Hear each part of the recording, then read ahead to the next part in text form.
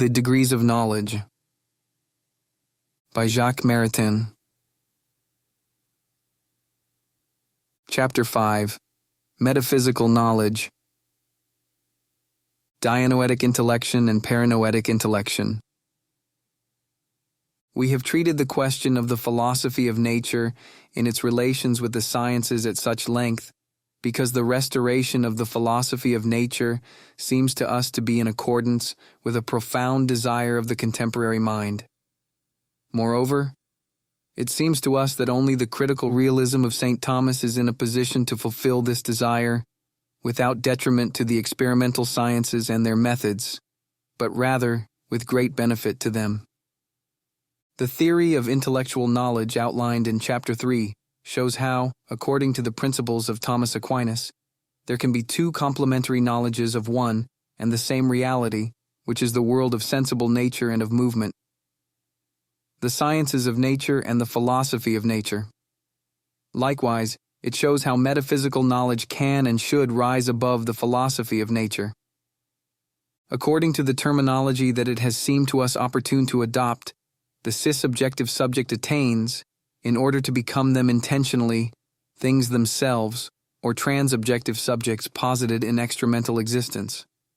It does so by constituting them its objects, or by positing them for itself, by means of the concept, or of the uttered presentative form, in known existence, in esse objectivo se cognito, objective or known being.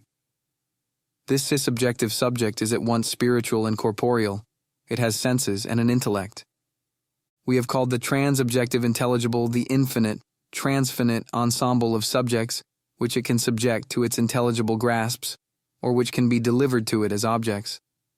To be very precise, we mean by these subjects those whose essence or first intelligible constitutive can itself, even though only in its most universal notes, become object for it in a concept. Let us say, they are by definition subjects which are knowable to it in some degree in themselves, or by Dianoetic intellection.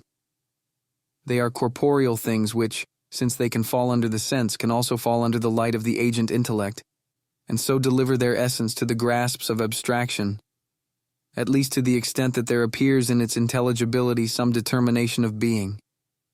It is fitting that for an intelligence that makes use of senses, there correspond, as naturally proportionate, object essences immersed in the sensible.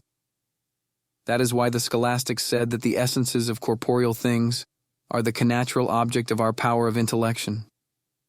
Plunged into the ocean of the trans-objective intelligible, our intelligence illumines material things in order to reveal the hidden structure and to actualize as much as it can the intelligibility detained in them in potency.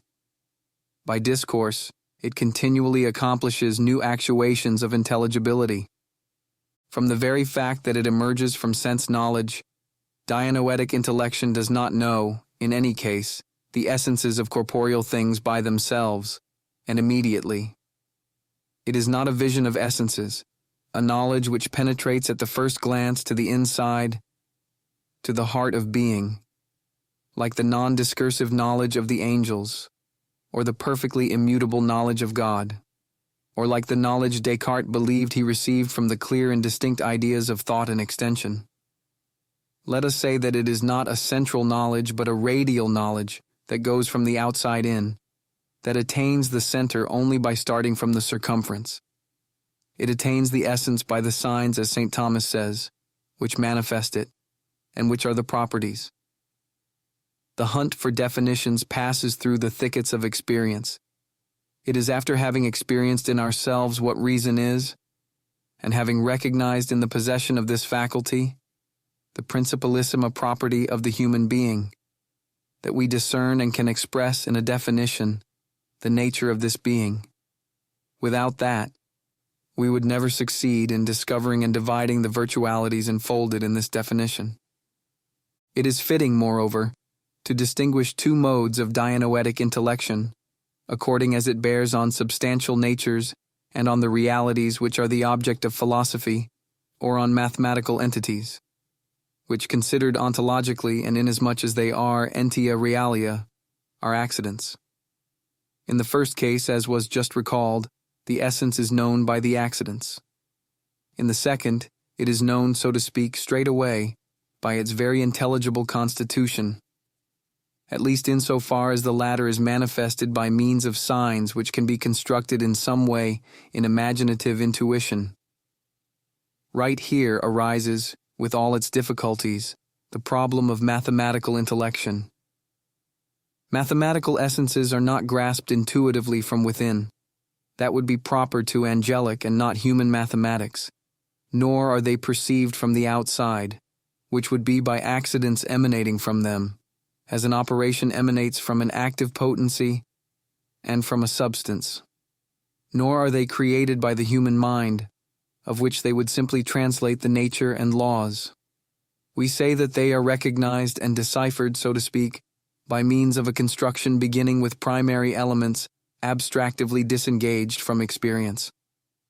This very construction of the intelligible constitutive requires or presupposes a construction in imaginative intuition in some way or other. It is a reconstruction with regard to those mathematical entities, which are essences properly so called, possible real beings, and a construction with regard to those which are beings of reason founded on these essences. Thus, the mind is confronted by an objective world, which has its own consistency, independent of the mind, and founded ultimately on the divine intellection and essence themselves, and which it nevertheless deciphers deductively, and as it were a priori. Such an intellection is still Dianoetic, and not comprehensive or exhaustive, in this sense that the essence is not grasped intuitively by itself, by means of a non-abstractive intuition which would exhaust it at a glance, but indeed constructively by itself, thanks to a construction of notions that is on the other hand at least indirectly imaginable, and remains, as it were, an outside by which the essence is attained. Thus, however full of mystery and surprise the mathematical world may be for the mind, it is nevertheless true that with the reservations we have just indicated, its entities are conceived constructively by themselves, or by their intelligible constitutive itself. Hence, it is clear that if one takes mathematical intelligence as the type and rule of all intelligence, one ends inevitably in Spinozism, especially in a Spinozist conception of substance which will be then thought to be known or manifested by its very essence, not by its accidents, or conceived by itself.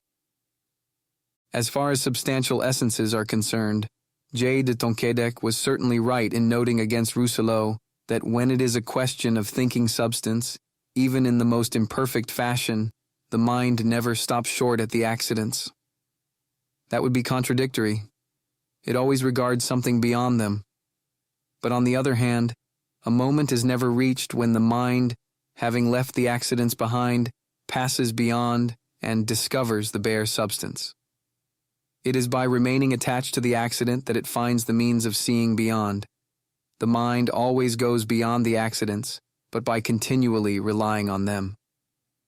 On the other hand, we would fall into the opposite excess, were we to conclude from this that we do not attain substantial natures. On the contrary, by virtue of this very doctrine, it must be said that by Dianoetic intellection, where it is possible and to the extent that it is possible, we attain substantial natures in function of and through their very manifestations, which are the accidents. How would they be not attained when they are manifested? How would they be not seen when by remaining attached to the accident, the mind finds the means of seeing beyond? By the properties these natures are attained in themselves, that is to say, in their formal constitutive, in their intelligible constitution itself. And in such a case, the accidental forms are also known in themselves, by their proper effects. However laborious it may be, this knowledge of things not by their essence, but in their essence, this Dianoetic intellection is not always granted us, and normally stops, except in the world of human things, at the more universal notes rather than specific notes. In the universe of the sensible real, as we have seen, below the level of the philosophy of nature, we have to be content with the knowledge by signs. And in this case it is not knowledge by signs which manifest essential differences, but by signs which are substitutes for those differences, and are known in place of them. This knowledge, to be sure, bears on the essence, grips it from the outside, but as it were blindly, without being able to discern the essence itself or the properties in the ontological sense of this word. This is peripheral or circumferential knowledge which may be named Perinoetic, and an example of which is what we have called the emperiometric analysis and the emperioschematic analysis of observable realities. Mineral, vegetable, or animal, the immense variety of corporeal natures inferior to human nature, refuse to deliver to us openly their ultimate specific determinations. Scholastic Digression.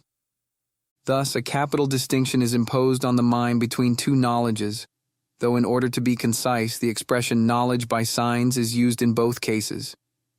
There is, on the one hand, the knowledge of essences, substantial, by signs or accidents properties, which manifest them, at least in their most universal notes, Dianoetic intellection.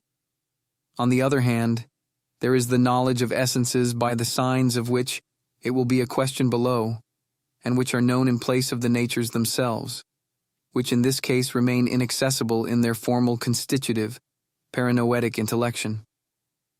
There, to tell the truth, lies an important problem, to which it would be desirable that some modern works should be devoted, similar to what the ancients called the hierarchy of accidental forms, and elucidating metaphysically the distinction, which would no longer remain in these metaphorical terms, between accidents more or less profound, or intimate, exterior, or superficial.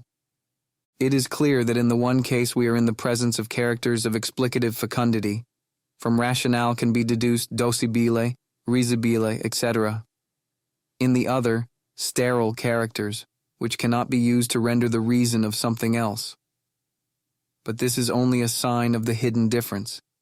It is the theory of the proper accident, and of the common accident which is, according to us, at the core of the difficulty. When the mind holds a property in the strict and philosophical, ontological sense of this word, a difference of being is attained.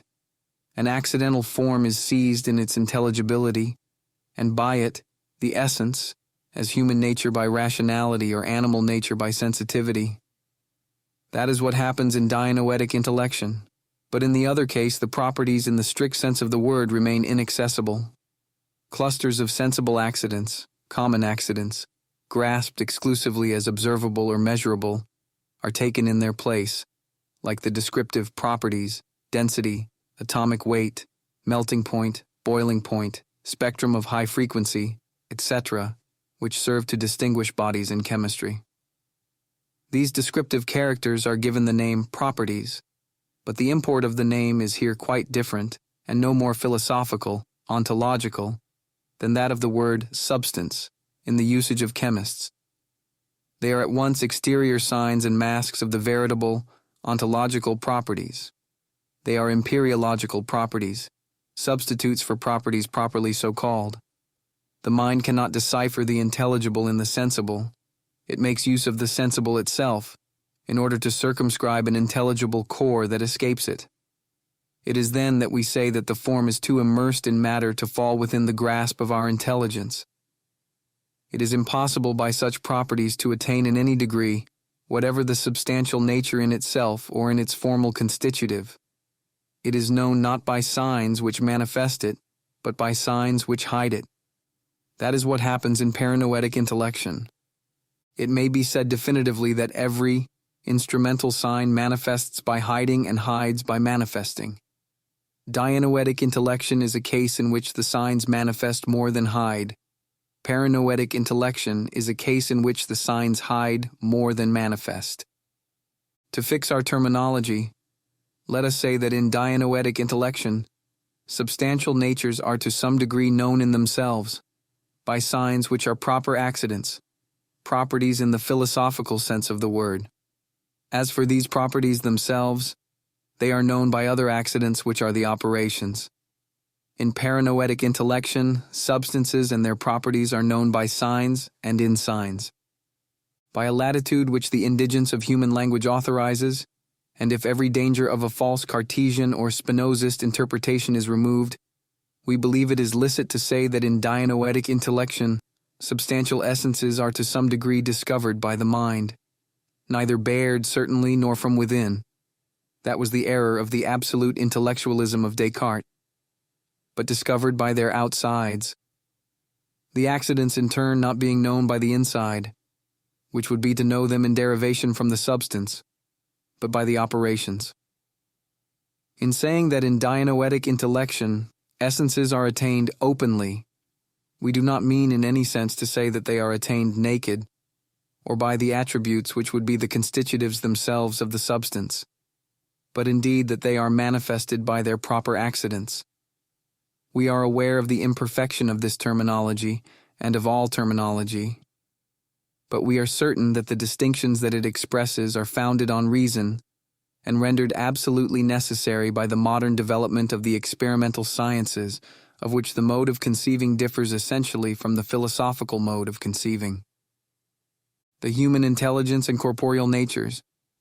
Is it not scandalous that though our intelligence has as its connatural object the essences of corporeal things, in face of them it meets such serious impediments that it has to be content, in a vast sector of its knowledge of nature, with the imperfect intellection that we call Perinoetic?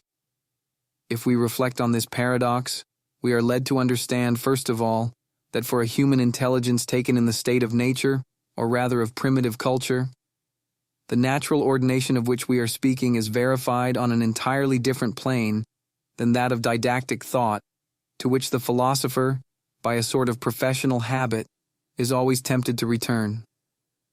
The behavior of primitive men with regard to a river, a forest, animals to be hunted or avoided, their differential knowledge, which is extraordinarily developed from concrete features, implies an intellectual discernment which is wholly practical and wrapped up in the exercise of the senses, but very precise and very exact, of what are the beings of nature with which they have to deal.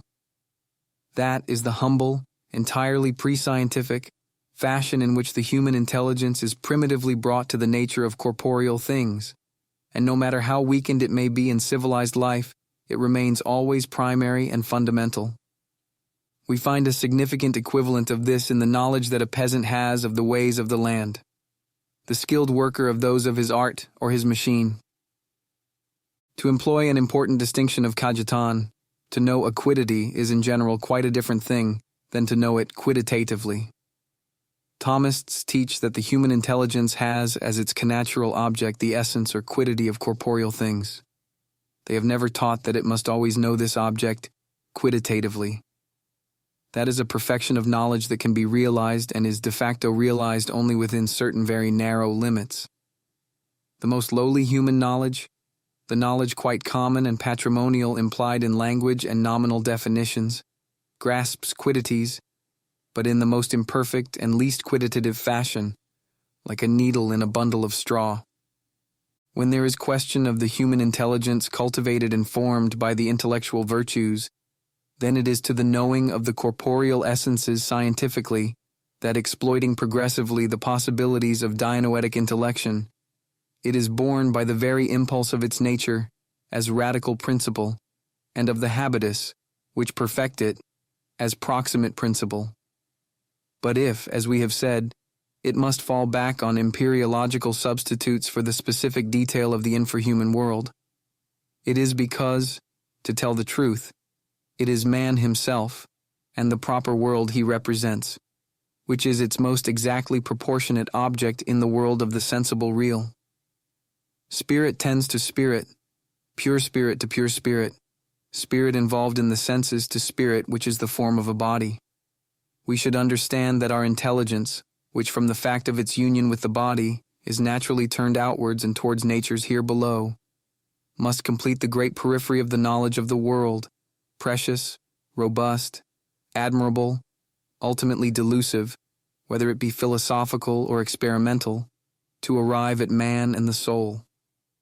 Then by a double movement it will penetrate within to take cognizance of the things of the soul and to know the works of man, by reflexive philosophy and by practical philosophy, ethical, cultural, aesthetical, and it will rise above itself to perceive the things of God, to pass on to metaphysics.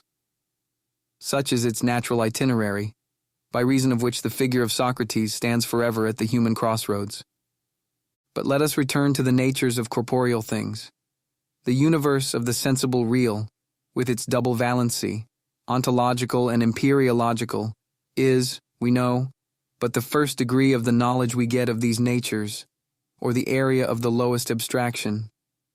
A second area of intelligibility is that of the mathematic Prater real. Here the mind escapes into a world of entities which were first grasped in the bodies of nature, but immediately purified and reconstructed, and on which other entities, which are indifferently real or of reason, will be endlessly constructed. This world frees us from the sensible real, but only because in it we sacrifice any order to existence. That is why philosophies into which geometry provides the only entry are doomed to idealism. But there is a third area of intelligibility which makes us pass beyond the sensible without giving up the order to existence, and so it introduces us into the more real than the sensible real, or into what funds the very reality of the latter. This is the area of the transensible or of metaphysics, which follows immediately the area of the sensible real. 2. The metaphysical intelligible. When things become the object of our intelligence, they do not merely deliver to us their determinate specific or generic nature, whether in itself or in an empyreological substitute. Before knowing that Peter is a man, I have already attained him as something, as a being. And this intelligible object being is not the privilege of one of the classes of things that the logician calls species, genus, or category. It is universally communicable. I find it everywhere itself, and everywhere varied. I cannot think anything without positing it before my mind. It imbues everything. It is what the scholastics called a transcendental object of thought. In the first article of the De Veritate, St. Thomas has briefly described the double movement of resorption and transgression proper to being as object of concept. It is opposed as much to a pure monism like that of Hegel as to a pure pluralism like that of Descartes.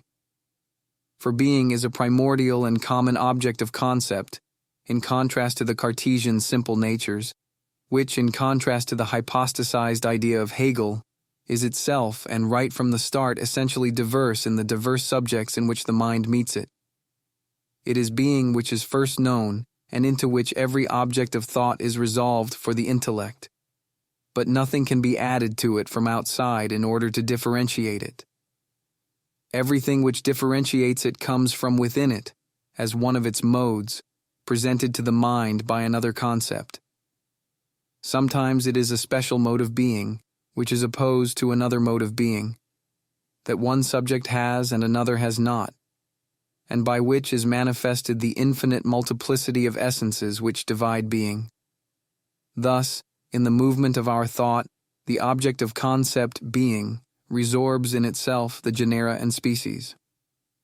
Sometimes it is a mode coextensive with being, which every subject has which has being, and which therefore constitutes an object of thought that is transcendental like itself. These are the functions of being as such passiones entis. Thus being transgresses itself in the transcendentals.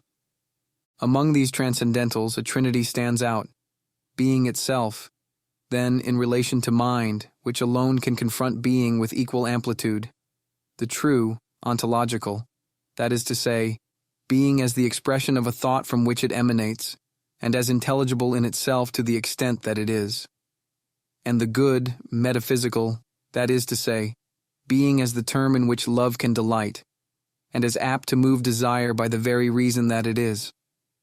From this we see at once the value and the imperfection of our knowledge, and above all, of the idea of being itself in relation to that which is. The first intelligible formality by which that which is becomes object, and which is attained in the concept of being, imbues everything real, is capable of everything that is. And yet it is attained in the concept of being as already distinct, by a distinction of reason, from the transcendental formalities attained by the idea of the one, the true, the good, etc., which in that which is, are identical with it. Aristotle compared specific essences to whole numbers. Just as an added unity constitutes a new number, every specific difference constitutes a new essence. the transcendentals might be compared to transfinite groups of the same power. The transfinite group of even numbers has the same power as the transfinite group of whole numbers. The being, or the true, or the good, has as much amplitude alone as all three together. Even by the perception of the generic or specific nature, the intellect attains in the individual more than the individual itself. It attains a universal object of concept, communicable to all the individuals of the same species or of the same genus. And this is called univocal, since presented to the mind by a plurality of transobjective subjects and restored to them in judgments, it is purely and simply one and the same in the mind. Unum in multis, one in many. It is an invariant without actual multiplicity, realized in several, and by that very fact, positing among them a community of essence. But in the perception of the transcendentals, we attain in a nature more than itself, an object of concept not only transindividual, but transspecific, transgeneric, transcategorical, as if in opening a blade of grass one startled a bird greater than the world. Let us call such an object of concept superuniversal. The scholastics call it analogous, that is to say, realized in diverse ways, but according to similar proportions in the diverse subjects in which it is found.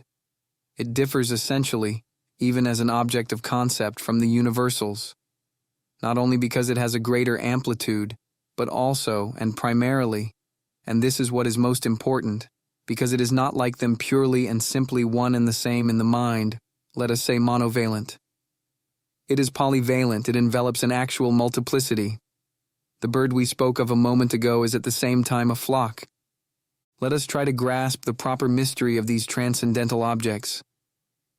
When I look at a man and think, this is a being, or he exists, I grasp a certain determinate being, finite, perishable, fleshly, and spiritual, subject to time and, Heidegger would say, to anguish, and a certain existence similarly qualified.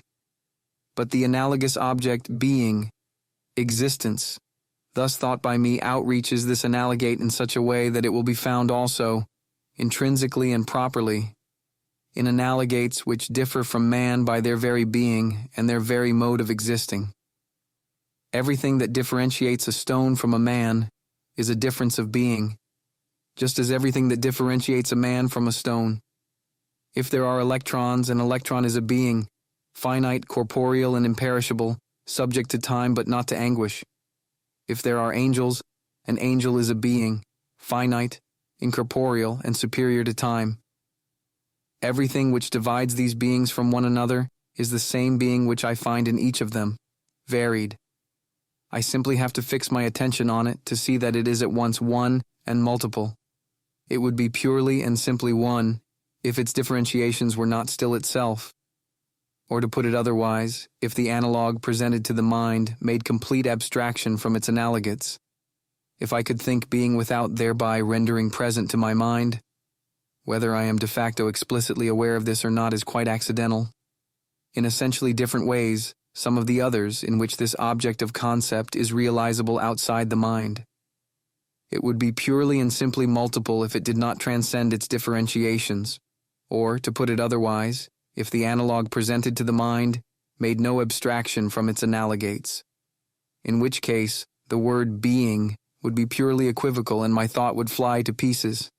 I could no longer think Peter is man and this color is green, but only The concept of being, and it is the same with all transcendental concepts, essentially superuniversal or analogous, with that analogy that the scholastics call analogy of proper proportionality, and which alone interests us here. The concept of being is therefore implicitly and actually multiple. This is so because it only makes incomplete abstraction from its analogates, and in contrast to universal concepts, it envelops a diversity which can be essential, and admit infinite hiatus, abysmal distinctions, in the way in which it is realized in things. And it is one in a certain respect, insofar as it does make incomplete abstraction from its analogates, and is disengaged from them without being conceivable apart from them, as attracted towards, without attaining, a pure and simple unity, which could alone be present to the mind if it were able to see in itself, and without concept, a reality which would be at once itself and all things.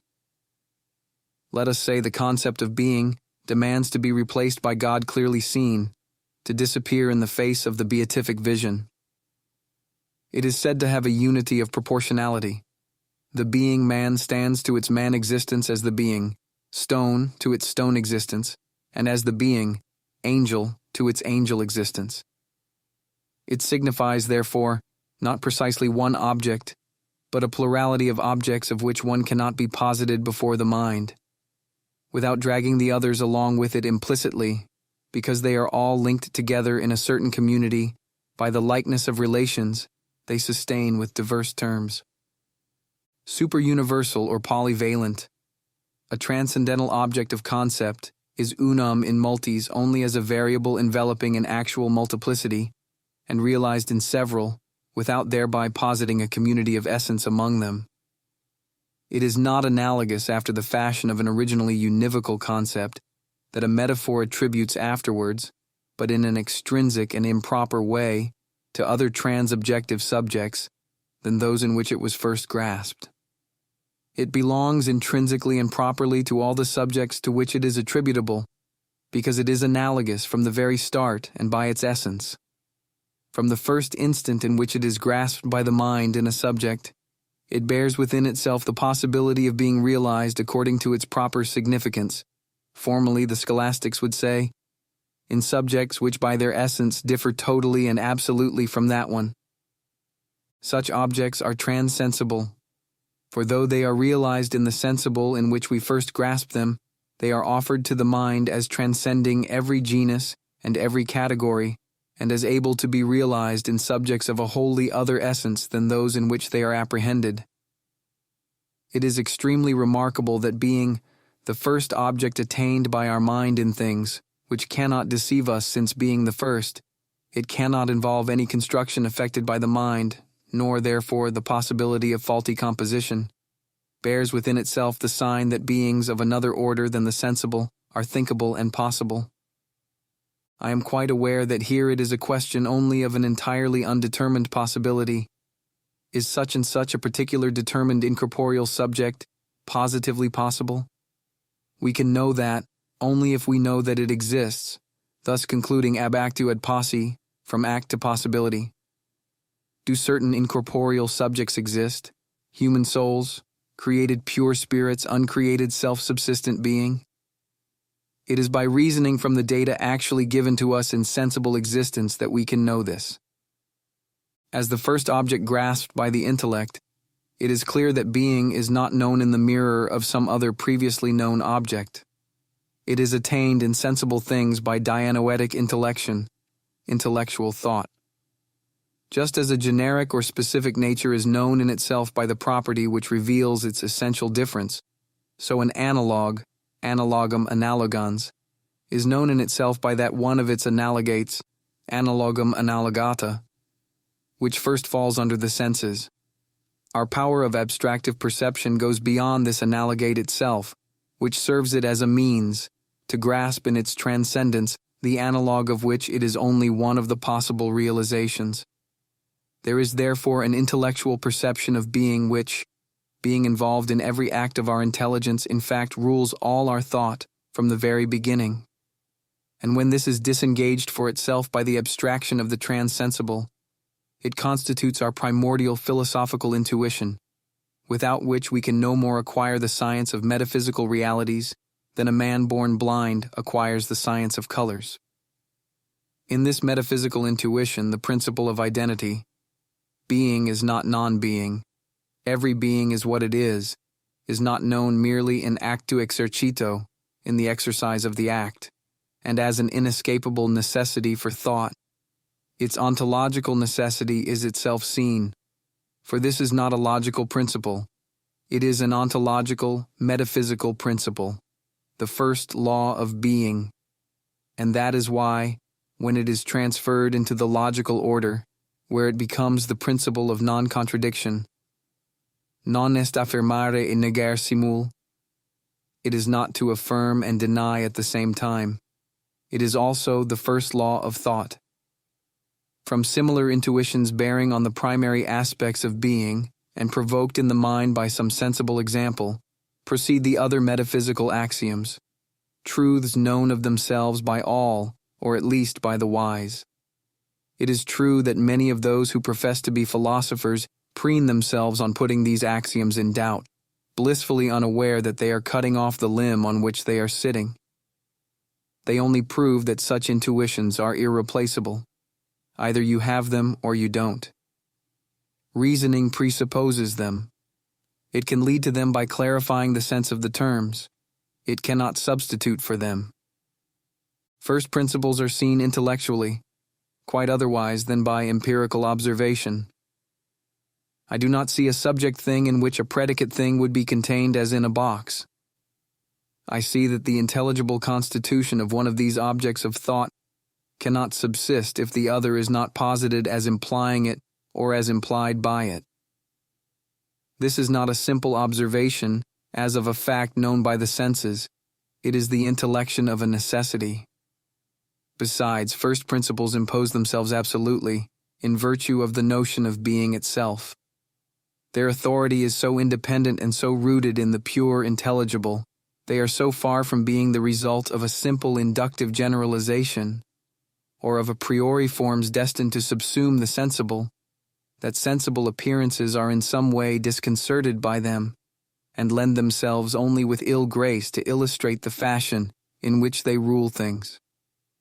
I affirm the principle of identity, and I look at my face in a mirror. Already it has aged. It is no longer the same. Finally, these principles are analogous like being itself. Every contingent being has a cause. But the object of thought, cause, is polyvalent, like the object of thought, being. Just as there are essentially and absolutely different ways of being, so there are essentially and absolutely different ways of causing. To understand the word cause of only mechanical causes, for example, either in order to submit all things to universal determinism, or in order on the contrary, to deny the value of the principle of causality, is not to recognize this analogy and to cut oneself off from the possibility of thinking metaphysically. By virtue of the essentially and primitively analogous character of the super-universal object on which it bears, the axiom of identity is at the same time the axiom of the irreducible diversities of being. If each being is what it is not what the others are. This is what is not seen by those philosophers who, following Parmenides, demand that this principle reduce everything to absolute unity. Far from reducing everything to identity, it is the guardian and the protector in our mind of universal multiplicity, since it maintains the identity of each. And if it compels the intellect to affirm a transcendent one, that is because this very multiplicity demands such a one in order to save its own existence. In one sense, there is nothing poorer than being as being. In order to perceive it, it is necessary to discard everything sensible and particular that cloaks it. In another sense, it is the most consistent and most steadfast notion. There is nothing in all that we can know which does not stem from it. It is this steadfastness which escapes those who consider being to be univocal and make of it a genus, the vastest and most naked of all. It would then be, as Hegel saw, at the confines of nothingness, and even indiscernible from nothingness. Because it is, on the contrary, analogous, it is a consistent and differentiated object of thought with which a science can deal without, by that very fact, becoming hypertrophied in a panlogism, destructive of essences. Still, being as being is a manna of little savor for minds obsessed with the fleshpots of experience. Descartes had already judged that it was sufficient to have considered once in his life the first truths on which physics is founded, and to devote a few hours each year to metaphysics, which was thus already reduced to a justification of science. After Hume and Kant, a great many philosophers have refused all proper intelligibility to existence, seeing in it only an empty concept, or a pure sensible position, or a pragmatic feeling. It is difficult to come across a more radical error, or one more offensive to the intellect. In the first place, The notion of existence and that of being, since being is that which exists or can exist, has an absolutely primordial, intelligible content. If existence as exercise does not offer to the mind any other content to be apprehended, then existence is signified or represented.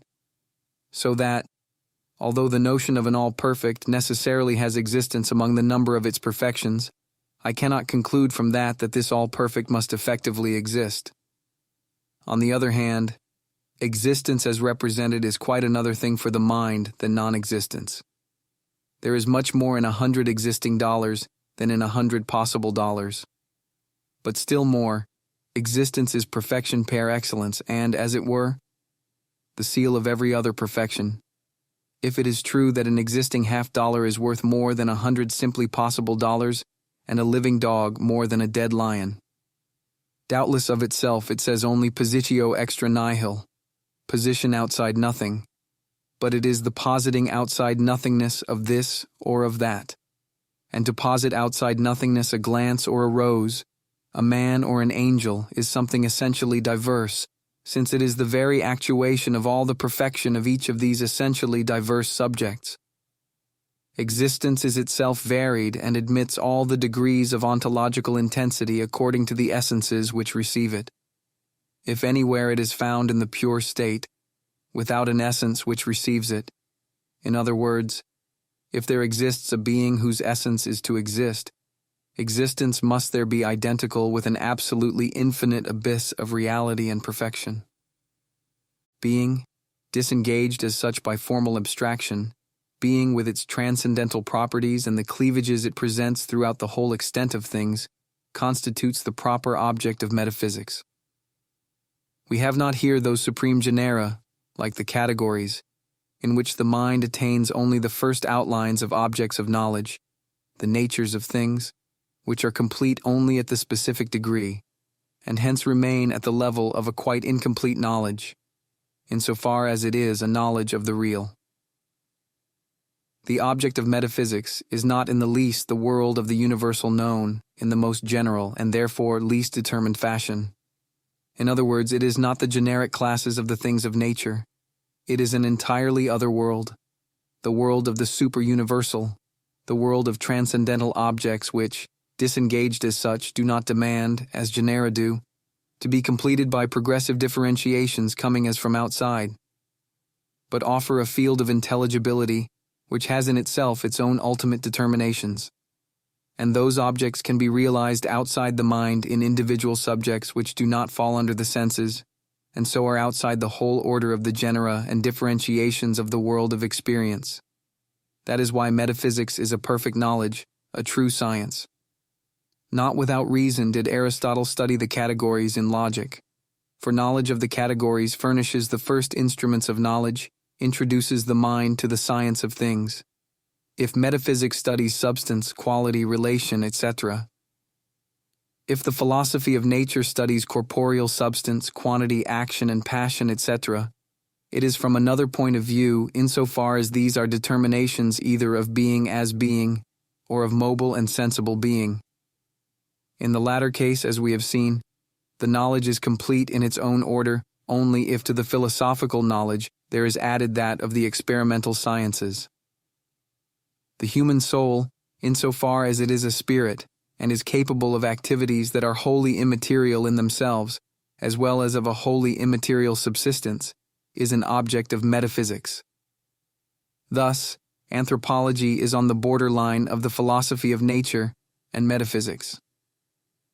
By it, the philosophy of nature is crowned with metaphysics. The field of metaphysical wisdom itself comprises the reflexive knowledge of the relation of thought to being, critique, the knowledge of being as being, ontology in the strict sense, the knowledge of pure spirits and the knowledge of God according as these knowledges are accessible to reason alone, pneumatology, and natural theology. Like mathematics, metaphysics emerges above time. It causes a universe of intelligibility other than that of the experimental sciences and of the philosophy of nature to stand out in things and thereby grasps a world of eternal truths, valid not for a particular moment of contingent realization, but for all possible existence. Unlike the philosophy of nature, it has no need to find its terminus in the verifications of the sense in order to establish these truths which are superior to time. But unlike mathematics, it always looks, in establishing these truths, to subjects which exist or can exist.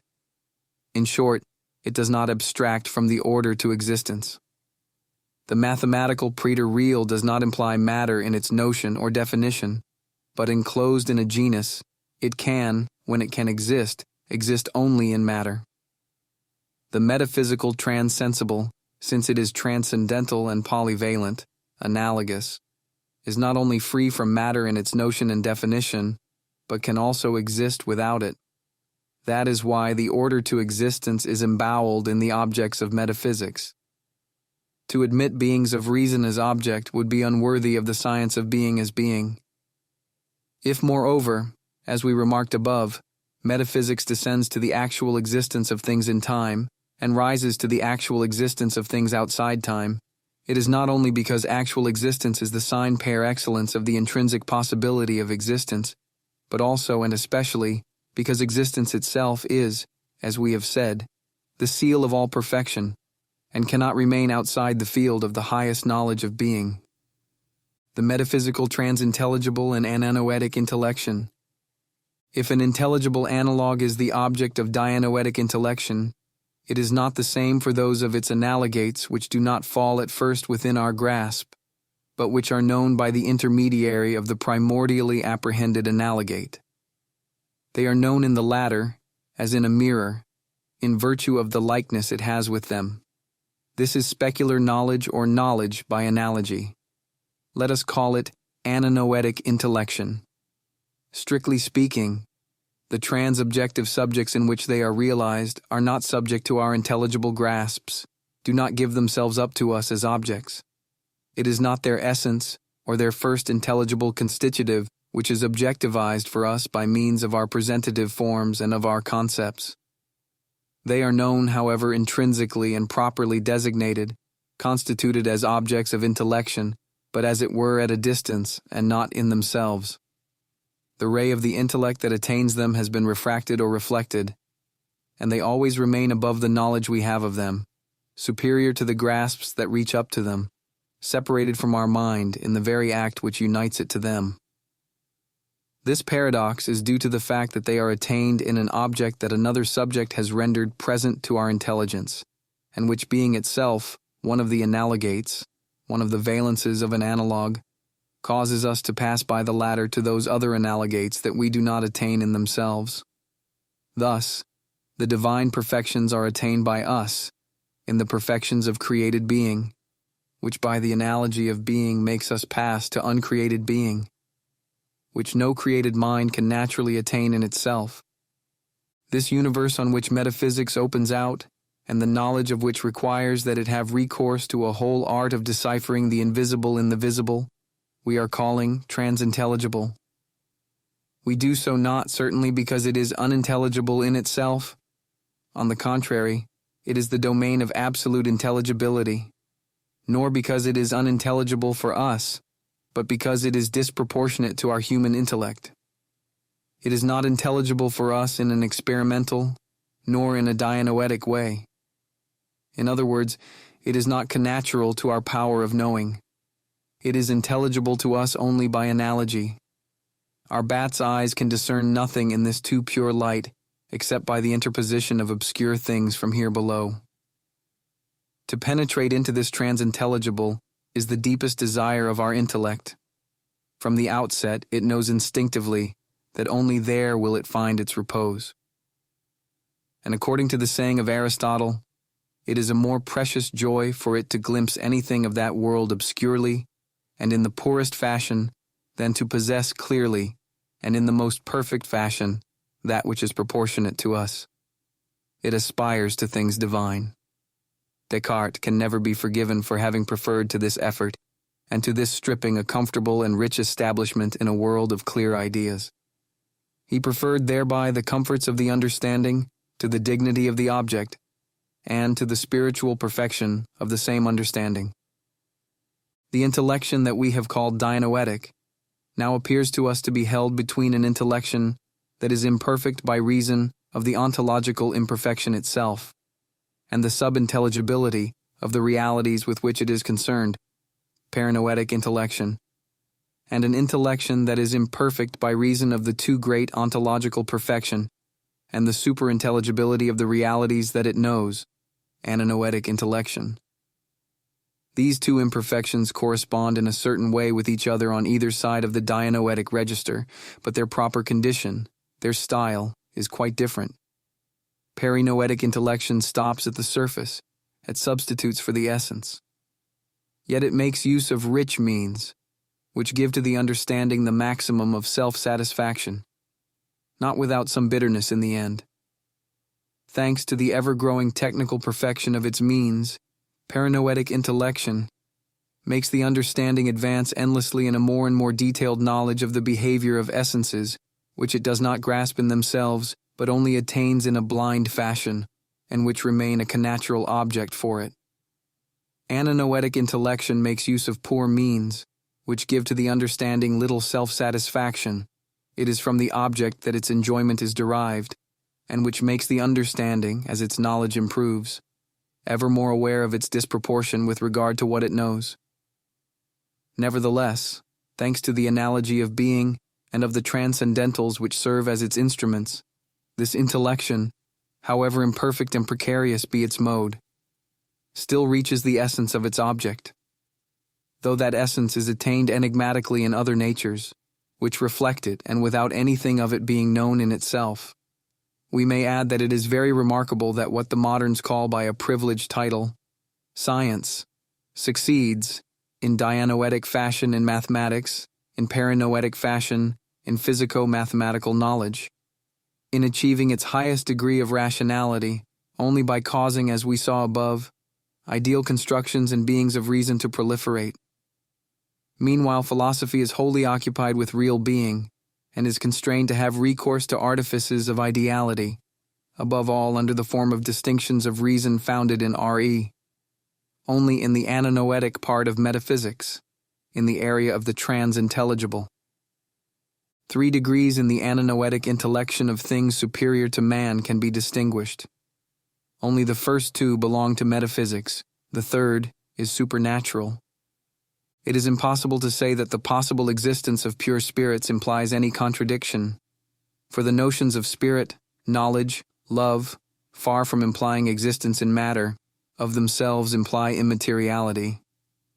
That pure spirits do exist, in fact, we have, abstracting from certitudes furnished by revelation, some well-founded indications of the natural order. We are spirits. Substantially united to matter, we experience the life of the Spirit in ourselves, and that in us it is only at an inferior and wretched degree of spirituality. What is more reasonable than to think that such a life, which cannot arise from the energies of the visible world, knows in an invisible world superior degrees more in conformity with the consistency and vigor connoted by the idea of spirit? Since the course of terrestrial events is subject to a providential government which can modify it at each instant, I'm talking about the natural order itself, leaving aside the case of miracles, in such a way that the constellation of causes preparing the death of a certain invalid may be little by little diverted by the prayer of a free creature. Is it not fitting to think that the world of sensible causalities is not closed in itself, but open to the action of invisible assistants, to whom the free decrees of immobile eternity are perceptible as time unrolls? These suitabilities of a philosophical order give, in regard to the natural reason alone, a high theoretical probability to the existence of separated forms. On the other hand, certain sensible facts which are open to investigation, in spite of their relative rarity, in the biographies of saints, in treatises on demonology, in the annals of spiritism, of clairvoyance, etc., appear as the vestige of this existence in the empirical world, which is as irrecusable as it is disconcerting. But even if this existence be taken as simply possible, metaphysics is not dispensed from considering its discoverable laws. He who has not meditated on the angels will never be a perfect metaphysician. The tract on the angels is a theological treatise, in which St. Thomas depends on revealed enlightenment, but it virtually contains a purely metaphysical treatise concerning the ontological structure of immaterial subsistence and the natural life of a spirit detached from the constraints of our empirical world.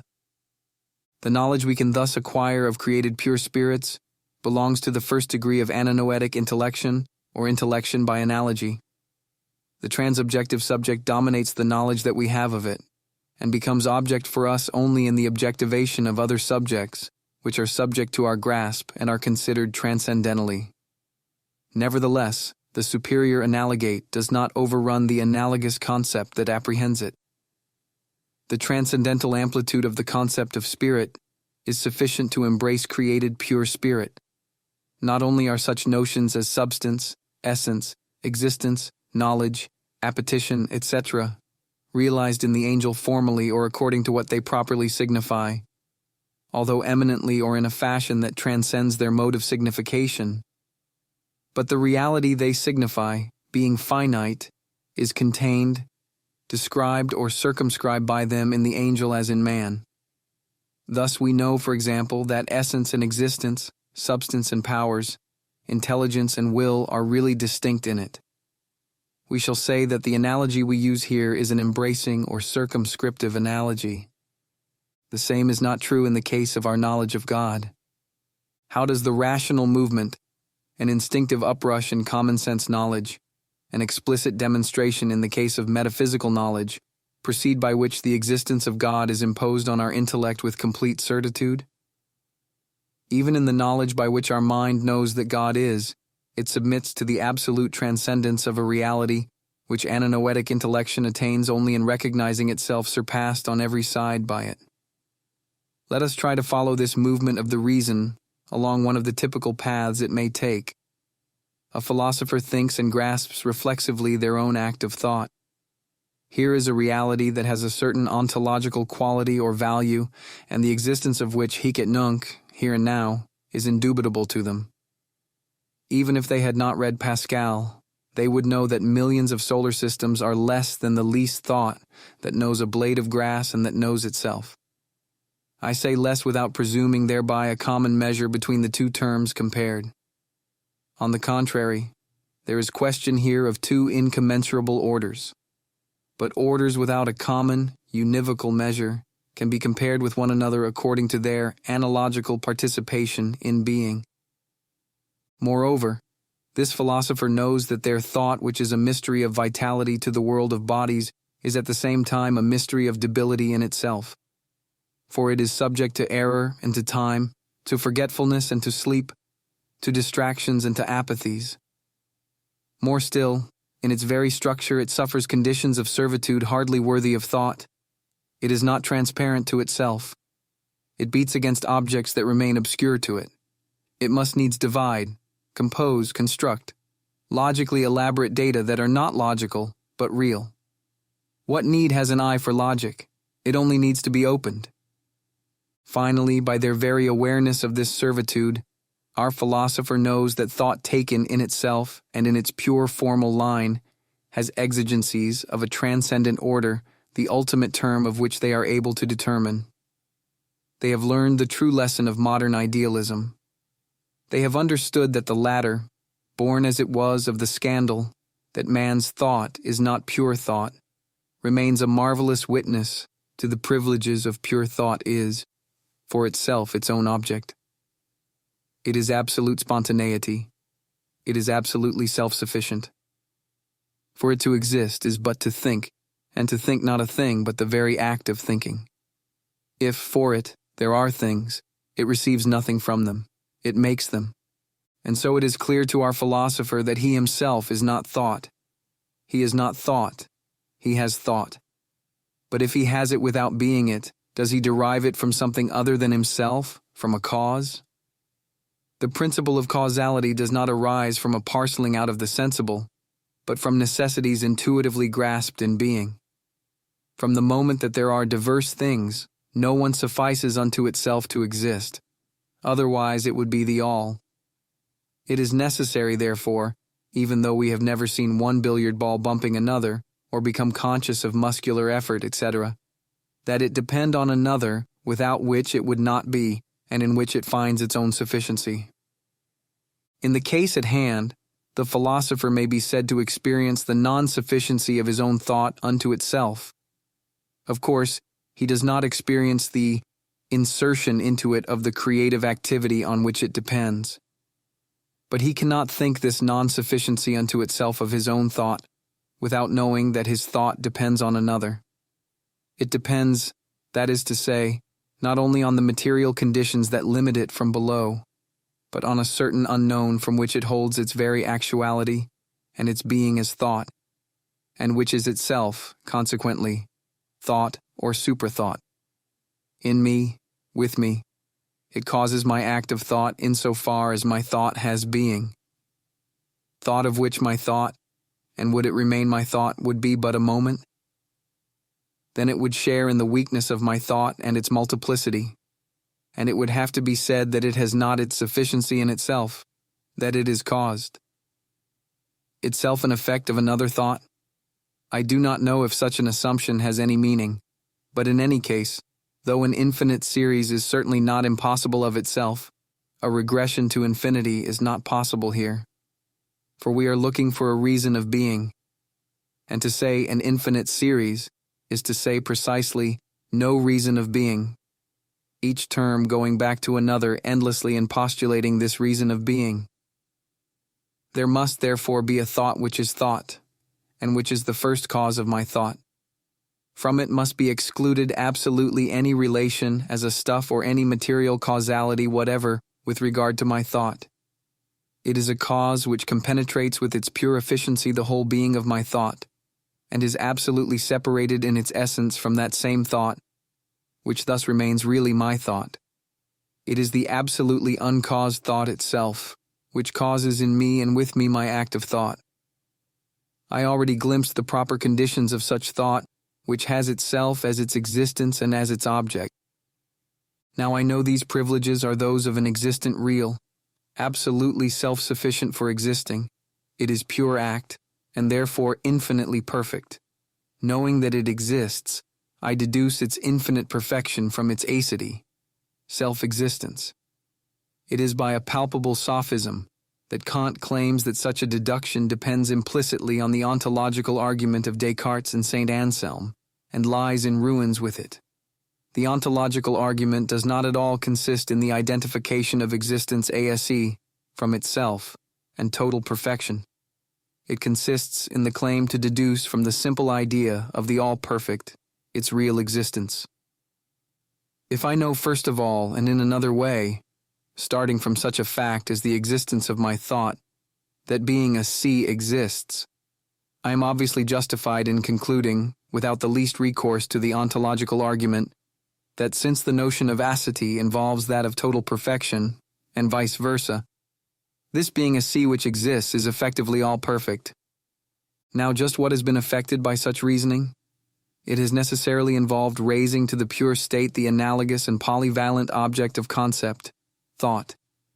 And the superior analogate thus attained as absolute thought infinitely surpasses the concept of thought, since it is not only thought, but being per se, in itself, and every perfection belonging to the transcendental order. And since it is all that, in absolute simplicity and unity, it is what the analogous concept thought signifies, that and infinitely more. St. Thomas's ways do not terminate at a first of an univocal series, at a first cause which would be a thing like other things, a cause like other causes, a being like other beings, greater, higher, more perfect yet circumscribed as they are by the concept of being. That is why the criticism of them formulated by Monsieur Edouard Leroy is a veritable ignoratio elenchi, ignorance of refutation. They lead to a first without any common measure with the second, and with the whole subsequent series, to a first separated, isolated in infinite transcendence. Ananoetic intellection crosses the infinite abyss which separates it from everything, but the analogous concepts it uses avow at the same time their impotence to enclose or delimit the reality they then designate, ut omne genuflectatur, that every knee should bow. They make God known only by kneeling before him. May we be permitted to point out what delicacy, What filial fear is apparent in the very word, ways, used by St. Thomas. These ways are proofs, demonstrations. But when we are dealing with things proportionate with, or connatural to, our intelligence demonstration, while all the while submitting to the object, also, in a certain way, subjects the object to our grasps, to our means of verification which measure it, delimit it, define it. It seizes the object, touches it, manipulates it, judges it.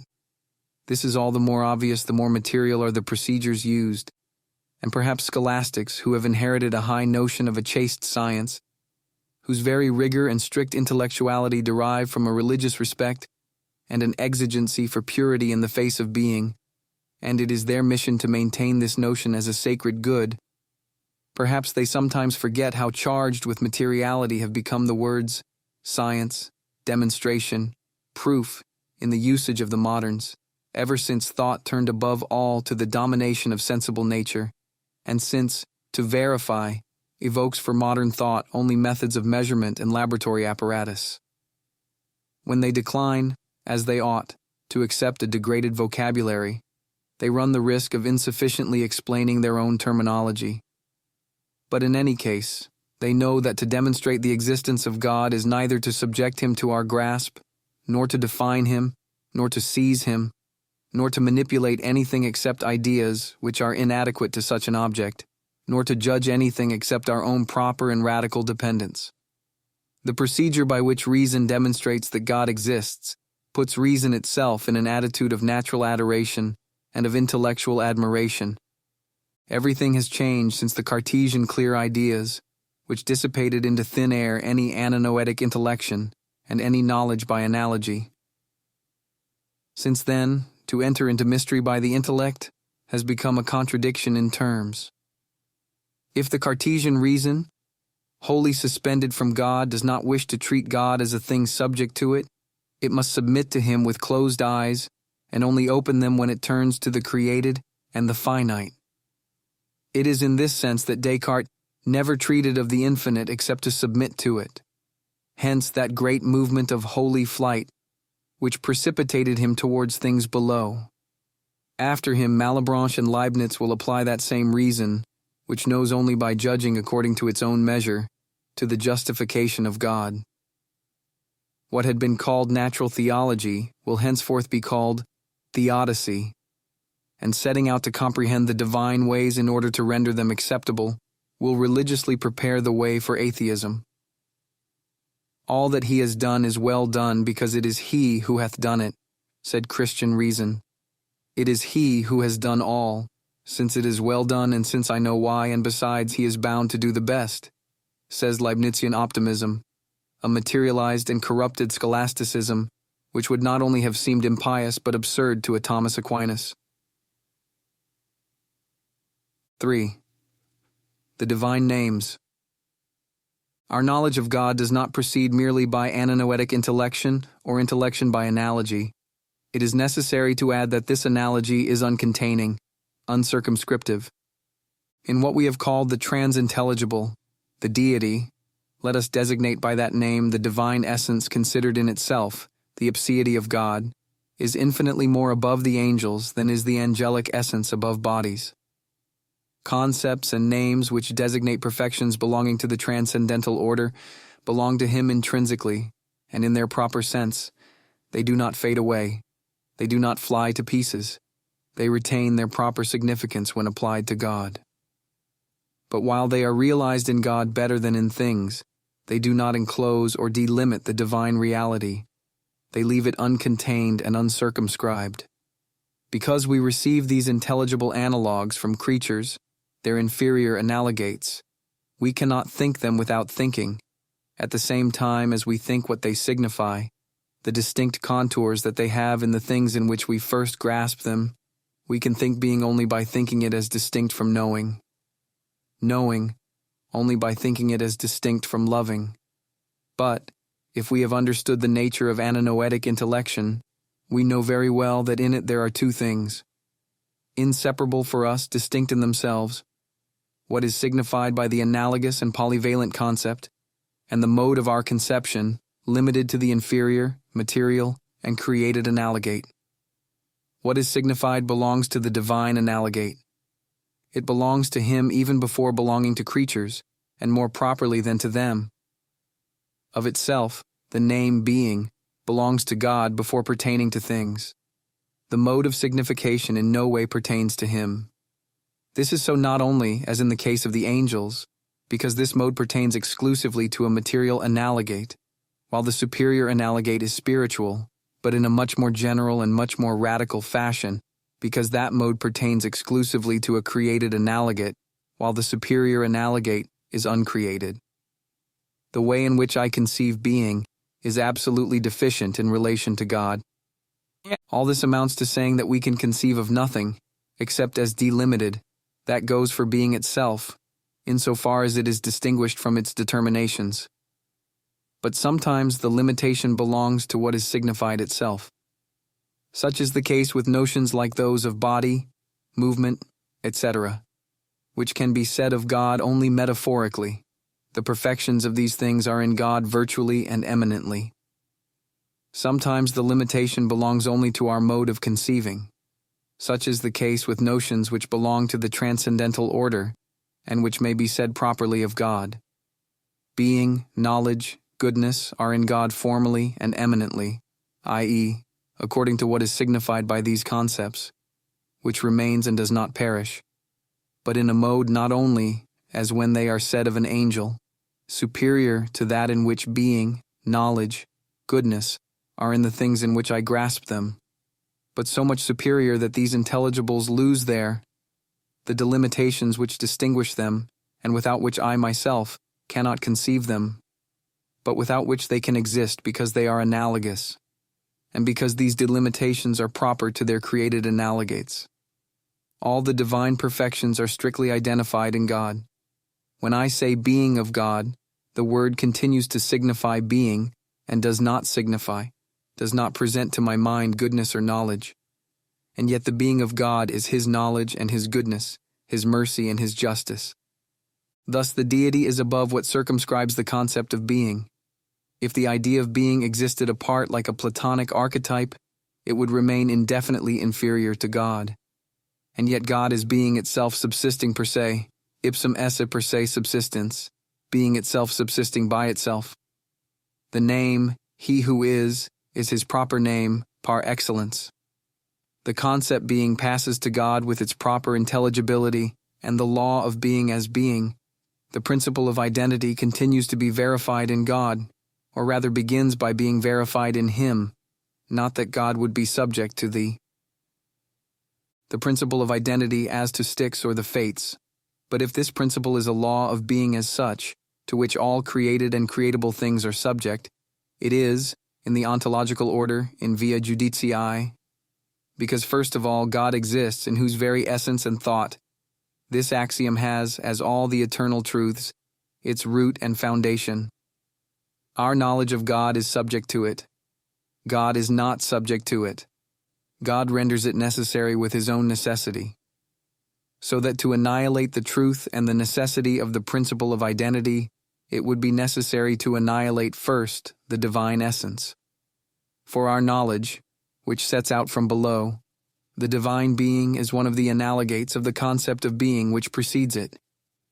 In itself, it is the divine being which is first, giving a basis to the intelligibility of analogous being, and infinitely transcending all created or creatable being the divine essence, constituted as object for us not in itself, but by means of the objectification of created subjects, considered in those of their perfections which belong to the transcendental order, is attained and known in things which at the same time resemble and infinitely differ from it. Even as they make the divine essence known to us, our concepts, while remaining themselves in it, are absorbed in its abyss. In God, what they signify escapes without our being able to know how, our mode of conceiving. The divine essence is therefore really attained by our metaphysical knowledge, but without delivering itself. It is known, but its mystery remains intact, unpenetrated. To the very degree that we know it, it escapes our grasp, infinitely surpasses our knowledge. Quamcumque formam intellectus concipiat, Deus subterfugit illum per suam eminentiam. Whatever form the intellect conceives, God escapes it by his eminence, said St. Thomas, echoing St. Augustine and Boethius. The very doctor who asked, "What is God?" at the first awakening of intelligence, who never ceased explaining and detailing the divine perfections, and whose proper task was to lead the human soul to some understanding of the mysteries of the deity, affirms that here below, we cannot know of God what he is in himself. Nos non simus de Deo quid est. We do not know what God is, and know him only with the same knowledge which assures us of his existence. Quamvis maneat ignotum quid est, scitur tamen quia est. Although it remains unknown what he is, it is known that he is. Previous reflections have given us in advance the meaning of these formulas, in which it would be vain to seek a shadow of agnosticism or of semi-agnosticism.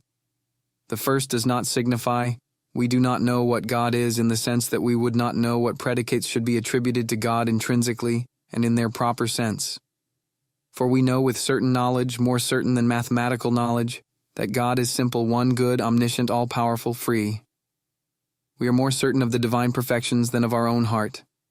This formula signifies, we do not know of God what he is.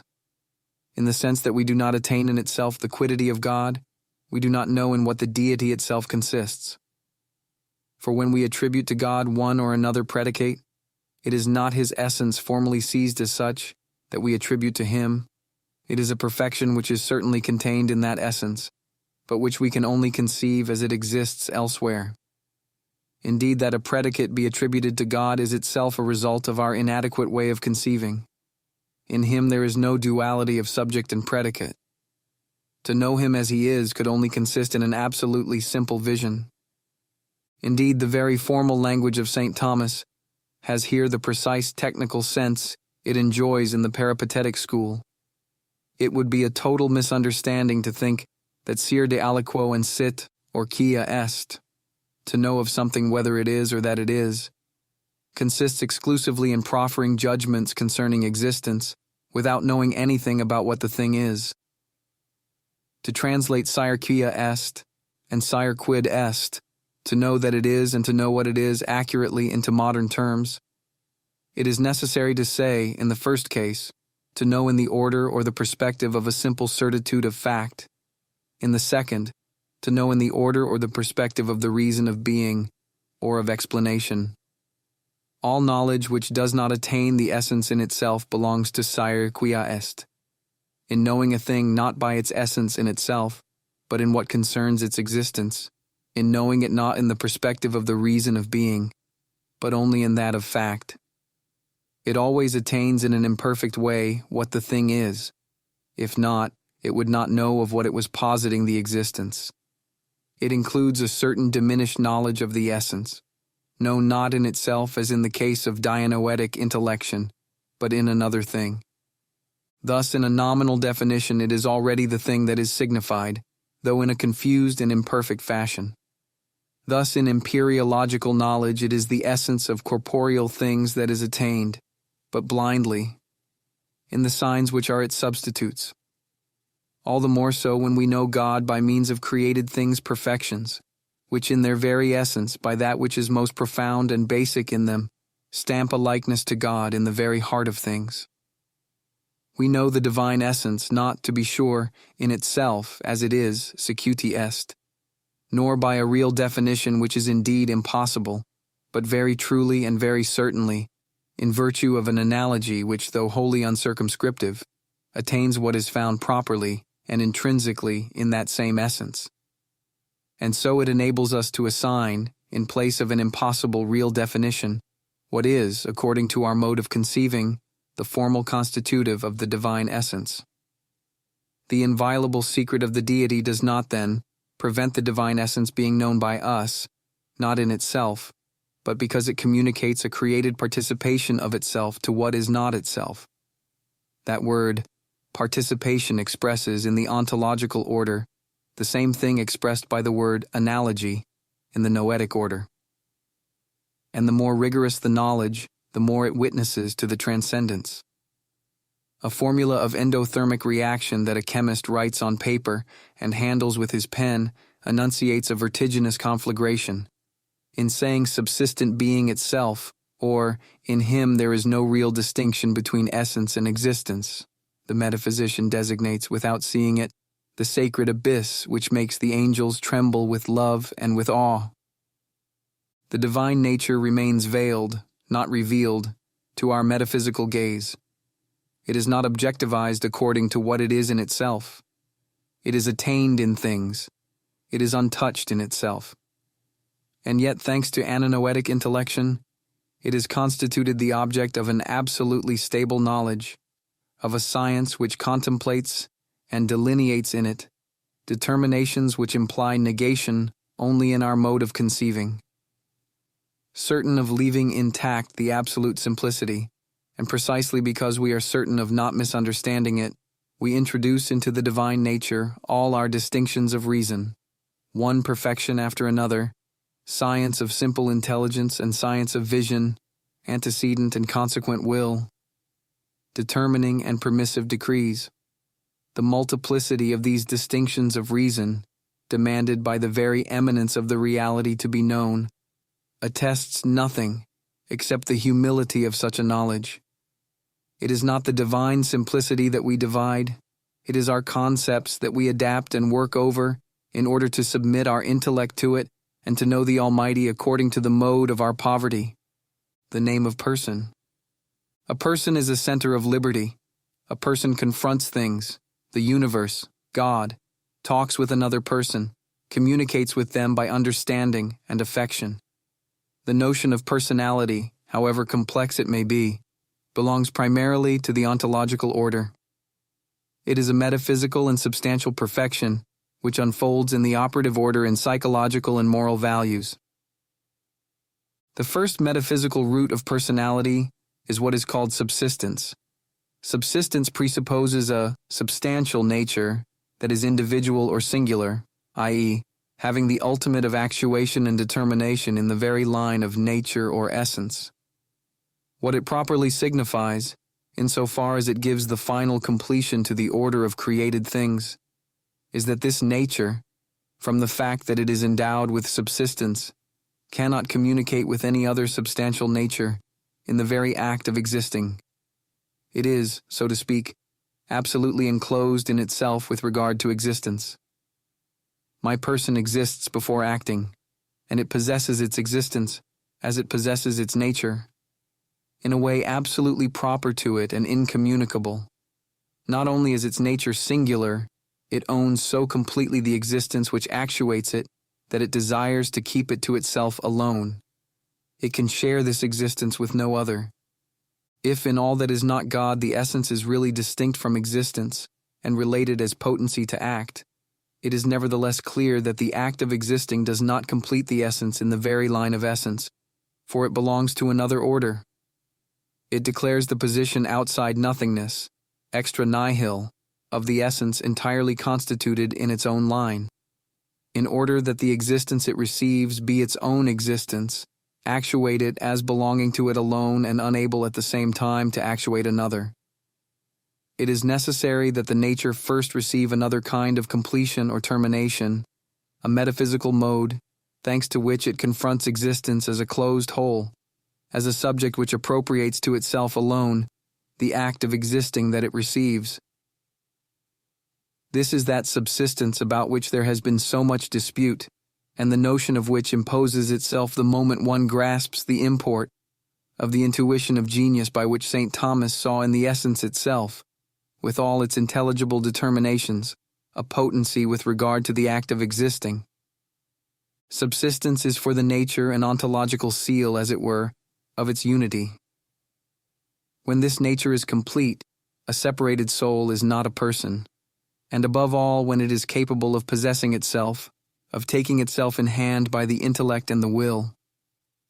In short, when it belongs to the spiritual order, then the subsistence of such a nature is called personality. Such, in the terminology of the schoolmen, is the metaphysical notion of personality. This is the notion we all use as M. Jourdain prose when we say that every man has a personality, is a person, endowed with free will. But for subjects that are corporeal as well as spiritual and who share the same specific nature so that the personality of each supposes its individuation by matter, and who are obscure to themselves, and for whom change is the proper condition. This metaphysical root, hidden in the depth of being, is only manifested by a progressive conquest of the self, by the self accomplished in time. Man must win his personality as he wins his liberty. He pays dearly for it. He is a person in the order of acting. He is causa sui, cause of himself, only if rational energies and virtues, and love, and the Spirit of God gather his soul into their hands. Anima mea in manibus me semper. My soul is always in my hands, and into the hands of God, and give a face to the turbulent multiplicity that dwells within him, freely seal it with the seal of his radical ontological unity. In this sense, one knows true personality and true liberty, another knows them not. Personality, while metaphysically inalienable, suffers many a check in the psychological and moral register. There it runs the risk of contamination by the miseries of material individuality, by its meannesses, its vanities, its bad habits, its narrownesses, its hereditary predispositions, by its natural regime of rivalry and opposition. For that same man, who is a person, and subsists in his entirety with the subsistence of his soul, is also an individual in a species and dust before the wind. Great truths weigh heavily on the shoulders of men. One could say that India has been unable to sustain the idea of divine transcendence, as though a burning sense of the solitude of God had led her to a cosmic metaphysics which, by a hopeless circle, risked ruining in its turn that same transcendence.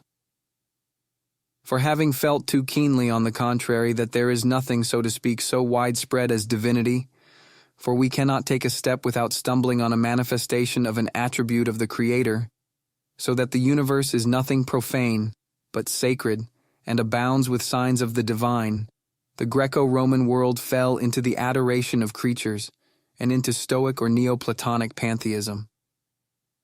In the one as in the other, the personality of the true God is destroyed. Clearly, the God of immanence, be it the naive immanence of the old pantheists, or the rehashed and senile immanence of modern idealism, cannot be a personal God, lost as he is either in things or in the thought of philosophers and scholars. On the other hand, the idea of divine transcendence, if too humanly understood and insufficiently transcendent, seems at first sight equally incompatible with personality. How could an immense God, high above all things and all the concepts we use to name him, be a person, one who says, I, as we do? In speaking so, we have forgotten at once the true import of Ananoetic intellection and the true meaning of personality. We cling to images both to represent the divine eminence to ourselves and to think of person. All that the current use of the word personality implies of the laborious and the limited, of the indigent and the complicated together, of the return to a wretched center and to wretched designs, the whole anthropomorphic charge with which this word is burdened. And is it surprising? It designates in man the fullness of the human, stems uniquely from the union in us of personality with individuation, and therefore from our material condition. We must free the notion of personality from this dross in order to grasp it in its transcendental value and in its ananoetic force. There remain the great ontological notes to which we have called attention. Individuality, I do not say individuation. Individuation by matter is a condition exclusively proper to corporeal things. Unity and integrity, subsistence, intellect, will, liberty, the possession of the self by the self. The notion of person, says St. Thomas, signifies what is most perfect in all nature. Think of what an angelic person must be. Such a one is still a created subject, but each exhausts by himself alone a whole specific essence. Finite in relation to God, he is infinite in relation to us. He subsists immutably above time, a mirror of God and of the universe. He is a person transparent to himself, who grasps himself completely in one word, which expresses his very substance. He knows all things in the depth of his self-knowledge. His liberty knows only forever definite acts. It is among the myriads of pure spirits, humming from the topmost to the lowest, with intelligible communications and conversations with soundless words, that the concept of person begins to reveal itself in the amplitude and purity of its transintelligible analogates. In reality, as soon as one leaves images behind in order to think of the divine transcendence, it is clear that it demands personality absolutely and necessarily. Personality is the seal of that transcendence. Without it, the ocean of infinite perfections, however high above all thought they may be recognized to be, would not achieve separate existence. The transcendence would yield to that call for endless surpassing, for a passing beyond the already experienced, that the modernists substitute for it, and which only attests the inexhaustibility of our own nature or the indefiniteness of spiritual becoming in us. If God does not possess personality, the divine attributes everywhere participated will never be united in an absolute sufficing unto itself without things. The resplendent threads of divinity will never be tied together. Oh, the treachery of metaphor! That personality be a knot, a synthesis of the diverse, is its proper condition in the created, but in its uncreated analogate it is nothing but pure simplicity. In pure act there is absolute unity, absolute integrity of nature, absolute individuality, i.e., perfection of nature to the ultimate degree. There subsistence is identical with essence, since subsistence enables an essence to appropriate existence to itself, and since the divine essence is precisely its own existence, these three terms are absolutely identical in God. In him thought exists in the pure state, and what necessarily follows on thought: love, liberty. There is possession of the self by the self in the pure state, since his existence is his very intellection and his love. Thus he not only exists and grasps himself by intelligence and love, as do created minds. Uncreated spirit to exist is for him so to grasp himself.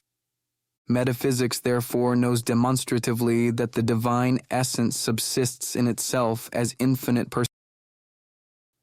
Faith holds from revelation that it subsists in three relative subsistences or relative personalities, really distinct from one another but not from the divine essence itself. And so in the deity there is all at once a and perfect community and without any sharing of the same individual nature, because there is perfect shadow of individuation, not even as in the case of the angels, by the reception of existence in essences distinct from it. We know that the divine transcendence is that of an absolute subject, from the notion of subject all passivity or receptivity, and retain only the significance of a reality in itself and for itself. The trans-objective profundity of this subject is so immense that even it will never comprehend it. It is subject of our excellence, separated absolutely by its very infinity from all others created or creatable, the endless multiplication of will never add one iota to the perfection of what is already. With their creation there are more being. While we know that he is thus truly and really transcendent in his essence, we also know that he is immanent to all things by his immensity, more intimate to them than they are to themselves, in order continually to give them being and movement. We know that as all mutability pertains to things, not to pure act, which alone specifies his knowledge and his love, absolutely nothing would be changed in him had he not created things, and yet he really knows them and loves them since they fall. As contingent terms attained in fact, though not as specifying objects, under the very knowledge by which he knows himself, the love by which he loves himself, the will by which he necessarily wills his goodness. From this we seem to be able to catch a glimpse of how the evil which he permits, which supposes the existent creature and its voluntary deficiency, and is of itself only the lack of a due good, can be known by God without having God as its cause, since the creature has the first initiative in the line of evil, as God has in the line of good. And on the other hand, we can vaguely descry how his loving of his creatures to the point of introducing them, as other selves having with him that community of life which is proper to friends, into the unchanging love that he has of himself, and into his unchanging joy, enter into the joy of your Lord, is so profound a characteristic of the deity, that Christian revelation was needed to give it to us as a proper name of God. Deus caritas est, God is love. So it is that integral realism first knows things, intelligible subjects subsisting outside the mind, in order to mount to the transintelligible cause of things, infinitely transcendent and sovereignly personal. This sovereign personality is at once that which removes him most from us, the inflexible infinite confronting my mere manhood, and brings us closest to him, for incomprehensible purity has a countenance, a voice, and has set me face to face before it, that I may speak to him and he respond. The light of his countenance is sealed upon us. What is man that thou shouldst magnify him? Or why dost thou set thy heart upon him? Thou visitest him early in the morning, and thou provest him suddenly. How long wilt thou not spare me, nor suffer me to swallow down my spittle? Thy hands have made me and fashioned me wholly round about. And dost thou thus cast me down headlong on a sudden? But yet I will speak to the Almighty, and I desire to reason with God, who would grant me a hearer, that the Almighty may hear my desire, and that he himself that judgeth would write a book, that I may carry it on my shoulder and put it about me as a crown? Then the Lord answered Job out of a whirlwind and said, Who is this that wrappeth up sentences in unskilful words? Gird up thy loins like a man. I will ask thee, and answer thou me. All mysticism is a dialogue. A mysticism addressed to an anonymous interlocutor without personality would by that very fact own itself to be a lie. Though still unable to name the Father, the Son, and the Holy Ghost, metaphysics should attain to the recognition of the divine personality as its natural and necessary terminus. It misses its end, betrays itself. It is unforgivable if it does not do so. This is what St. Paul, when he condemned the sapientes hujus mundi, the wise of this world, called holding truth captive and fainting away in their own thoughts. Since God is sovereignly personal, the notion of creation makes sense. He is the absolute cause by his intelligence and his liberty of the entire being of that which is not himself.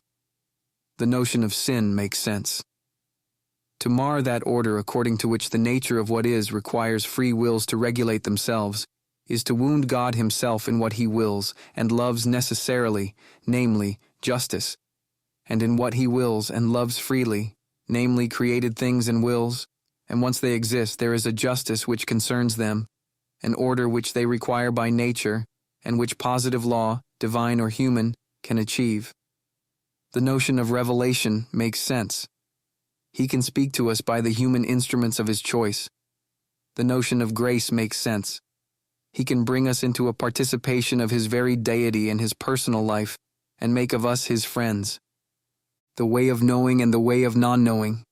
Since our concept of being, and our concepts of all perfections belonging to the transcendental order, cannot be freed from the limitations which they connote, not as to the thing signified, but as to the mode of signification or conception, whereas being itself and transcendental analogues are in God without these limitations, and therefore in a manner, and according to an infinity, a purity, which cannot be signified or conceived, then it is clear, and St. Thomas, echoing the whole of traditional wisdom, continually repeats it.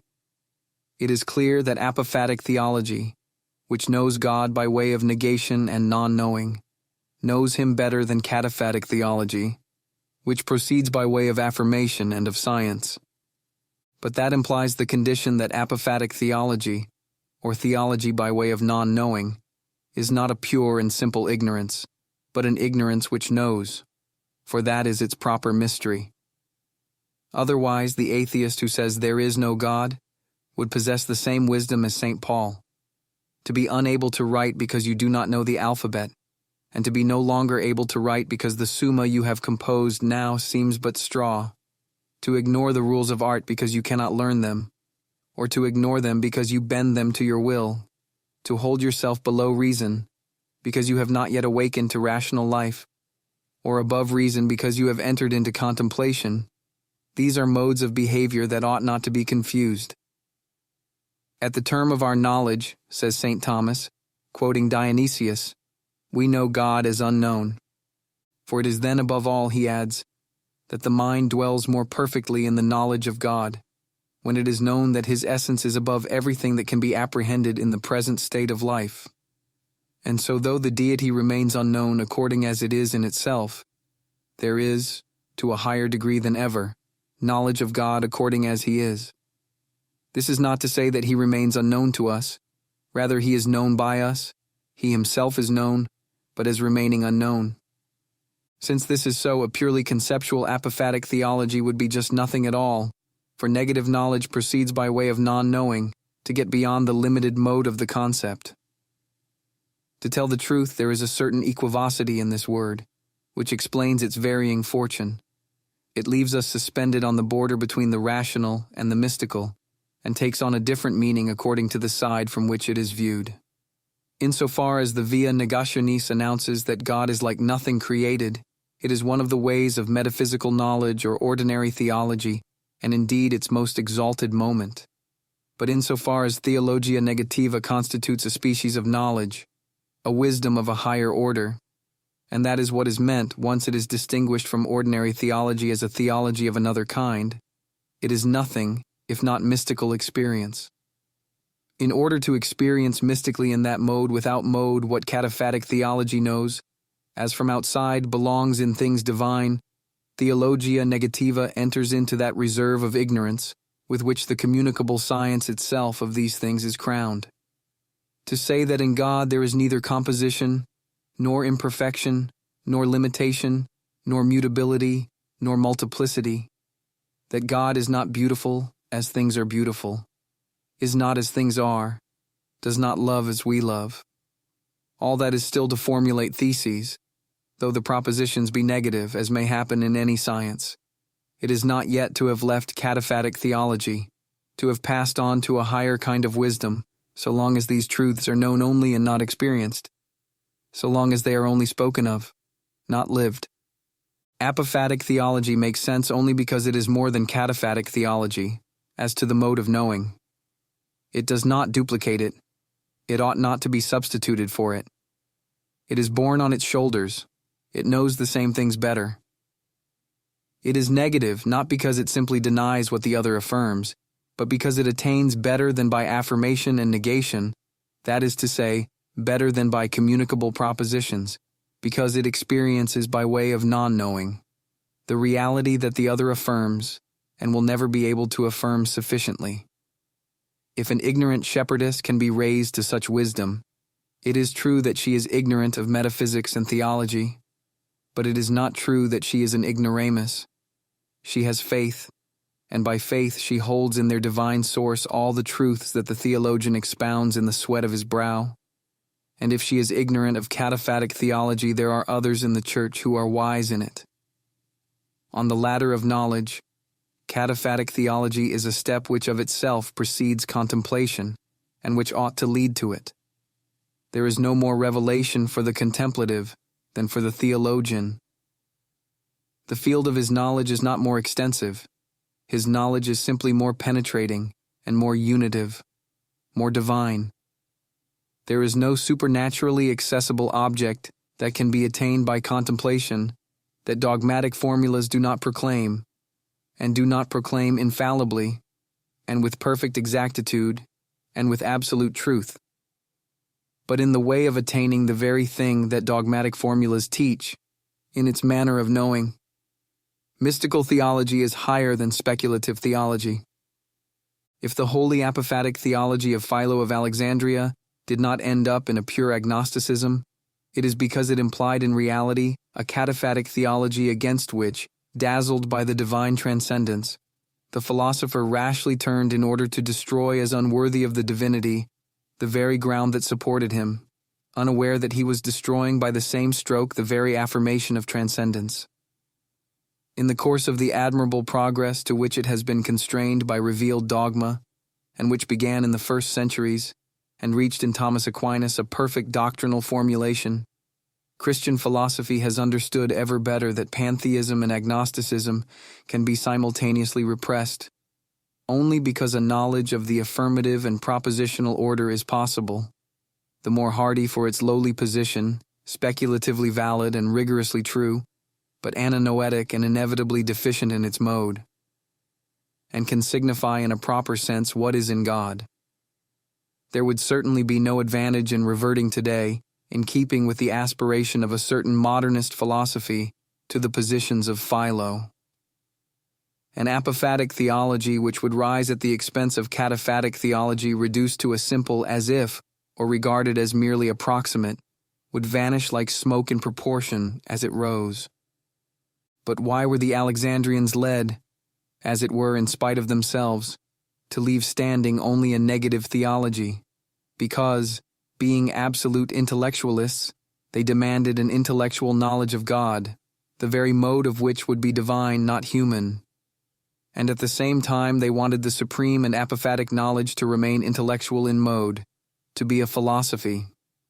It is impossible to have at the same time a philosophy which, to be true, enunciates, and a philosophy which, to be true, destroys enunciation. The one drives out the other. Thus, and as a result of this same absolute intellectualism, the tendency in them to reject or depreciate affirmative theology was linked to the fatal equivocation of the Neoplatonic apophasis, which pretends to be a mysticism and to remain at the same time a metaphysics, to raise itself dialectically to ecstasy. In the course of history, this same equivocation reappears with every return of Neoplatonism. A Nicholas of Cusa will give one hand to Pseudo-Dionysius and the great mystics of the Middle Ages, and will hold the other out to Boehme and Hegel. The phrase apophatic theology will then designate an intellectual superknowledge raised above yes and no, in which contraries are identified, whereas in reality, apophatic theology is mystical theology itself, the contemplation in charity of the saints. This contemplation is essentially supernatural. There is not, as we hope to show in the next chapter, any natural mystical contemplation, but there can be, in a much more general sense, a natural mysticism or a natural spirituality, which stems from the natural love of God. Since this natural love is not sufficient by itself to make God loved efficaciously above all things, nor to connaturalize the soul to the deity, it cannot lead up to mystical contemplation properly so called. But it can inspire the desire for an unknown union which, in fact, that contemplation alone is to realize. Whether it be directed to God known or unknown, loved as God or at least desired as supreme truth whose name is unknown, such a motion, such a mystical urge, animates every great philosophy. I mean ex parte subjecti. For no one is a philosopher if they do not love the absolute and desire to be united with it. But sometimes it animates the philosophy as tending towards an end which transcends philosophy, and as not intervening in its specification, since the latter depends purely on the object which here belongs to the wholly rational order. Sometimes it animates the philosophy as tending towards an end immanent in the philosophy, and as intervening in order to constitute its proper object and to specify it. In the first case, the very purity of the philosophy as such will cause the risk that the value and efficacy of this urge be masked, especially to the eyes of the non-philosophical. But at least in going beyond, it will be to an authentic and pure contemplation that the soul will be born. In the second case, the very mix-up from which the philosophy suffers will render the presence of that urge in it more manifest and sensible. It is this exceedingly beautiful testimony rendered to eternal aspirations, which in its very failure, and at whatever cost, will always incline a metaphysician to revere a Plotinus or the sages of ancient India. But, on the supposition that the term of the movement is also simply natural, that testimony will issue in the void, or at least If superior influences enter into play, whether they come from the angels or from grace, it will still issue in a mixture in which deception will play a great part. The Superanalogy of Faith. If the mystical contemplation or veritable apophatic theology is essentially supernatural, a new principle of capital importance must necessarily supervene here, between the domain of metaphysics and that of contemplation, namely theological faith, which is the principle of all supernatural life. And this faith itself must first proceed cataphatically, making the mysteries of the deity known to us in communicable propositions, before raising us up to the very experiencing of them. To avoid anticipating too much the matter of subsequent chapters, we simply note that a third degree of analogy, or of Ananoetic intellection, must be noted here. It is indeed God as he knows himself, the divine transintelligible insofar as it is, in itself and by itself, object, to himself and to the blessed, insofar as it offers itself to their apprehension, which is attained by faith. But nevertheless, for all that, we do not yet hold him in our grasp. He does not become in himself, and by himself object for us. We do not see him as the blessed do. He is constituted object for our understanding only according to the Ananoetic, or specular mode, per speculum in enigmate, through a glass darkly, of which the metaphysical knowledge of God has already furnished us an example, i.e., by means of the objectification of other subjects which fall under our senses, and which are intelligible in themselves for us, and whose attributes have in the deity their sovereign analogate. But a capital difference from metaphysical knowledge intervenes here. For in the metaphysical knowledge of God, it is from the heart of the intelligible that our intellect, having discovered the ananoetic value of being and of objects which belong to the transcendental order, rises, thanks to them, to the divine analogate. On the contrary, in the knowledge of faith it is from the very heart of the divine transintelligible, from the very heart of the deity that the whole process of knowledge starts out, in order to return thither. That is to say, from this source, through the free generosity of God, derives the choice of objects and of concepts in the intelligible universe which falls under our senses, which God alone knows to be analogical signs of what is hidden in him, and of which he makes use in order to speak of himself to us in our own language. No man hath seen God at any time. The only begotten Son who is in the bosom of the Father, he hath declared him. If God himself had not revealed it, never would we have known that the notions of generation and filiation, or the notion of three having the same nature, or the notion of being made flesh and of personal union with human nature, or the notion of participatability in deity by the creature and the love of friendship with it, could be valid in the proper order of the deity itself, and in regard to the intimate life of God. The analogical instrument placed in our hands that we may attain to God with such notions is not only an uncircumscriptive analogy, it is a revealed analogy, a proxy or substitute for vision. Let us say it is a superanalogy. The mode of conceiving and of signifying is just as deficient in it as in metaphysical analogy, but what is signified, revealed, i.e., stripped of the veils proper to our natural knowledge, but presented or shown under other veils, is this time the deity as such, God as he sees himself, and who gives himself to us, obscurely and without our laying hands on him yet, since we do not see him. Indeed, the divine essence which surpasses every concept could be intellectually grasped or possessed only if it is seen by itself and without concepts. Such ananoetic knowledge is therefore super-rational as to the uncreated object at which it terminates, and remains conceptual and human as to the created objects through which it is accomplished. These created analogates form part of our carnal and most human world. What is more terrestrial than a father and a son? What notion is more common and more laden with human overtones than the notion of redeeming? Thus the super-analogy of faith is more humble than metaphysical analogy. It wears the livery of poverty. But we know from God that it attains divine secrets which metaphysics knows not. Once designated by revelation as likeness of what is hidden in God, the mind perceives that such things as paternity and filiation can be referred to the transcendental order. They have the value of analogy of proper proportionality. Thus, the names of Father, Son, and Holy Ghost are not metaphorical. They designate, yet without containing or circumscribing, what the divine persons are intrinsically and formally. The word redemption is no longer metaphorical. It expresses intrinsically and formally the work accomplished by the Son of God. Under its livery of poverty, the superanalogy of faith conceals a supernatural vigor. By it we attain in the light of the deity itself, the divine essence, as it is naturally participatable by no creature, and as no created perfection of itself can show it to our reason.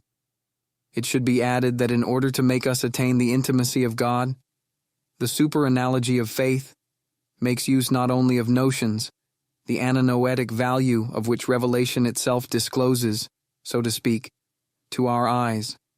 It also uses notions which as such cannot be transcendentalized, and whose ananoetic value, assured by revelation, remains as a result wrapped up in a metaphorical analogy. In the Apostles' Creed itself, do we not say, "and sitteth at the right hand of the Father"? Thus, the whole of poor human language is redeemed as it were by revelation.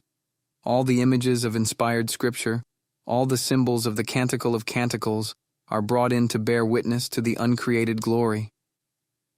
Indeed, in one sense, as Dionysius points out, words of the lowest extraction provide the best images, since with them there is less danger than with more noble words that the divine transcendence be forgotten. St. Thomas quotes this saying of Dionysius in the article of the Summa, where he explains that it is fitting that sacred doctrine make use of bodily metaphors.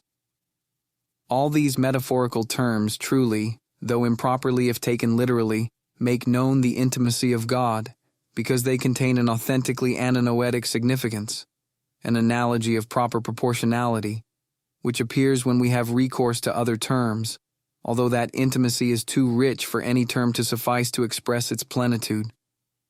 So that in one and the same text of Scripture there can be, says St. Thomas following St. Augustine, several literal senses. Thus, taken in its maximum amplitude, according as it includes even the sacred metaphors, the superanalogy of faith extends its limits to the point that might be called parabolic analogy.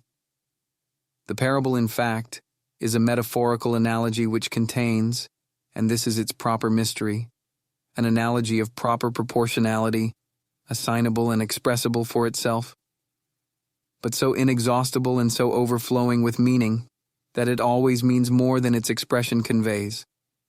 It is written that God made garments of skin for Adam and Eve in their exile. In like manner, through his prophets, then his incarnate Son and his Church, he has made for us garments woven of words and notions to clothe the nakedness of our mind till the day it sees him. Thus, faith must necessarily proceed cataphatically, since it communicates to us, in virtue of the testimony of first truth, or in other words, in virtue of the infallible veracity of God revealing, and thanks to its being proposed by the Church, the knowledge of what is hidden in the depths of the deity. How shall they understand if they are not taught? And how will they be taught if not by means of enunciations and notions?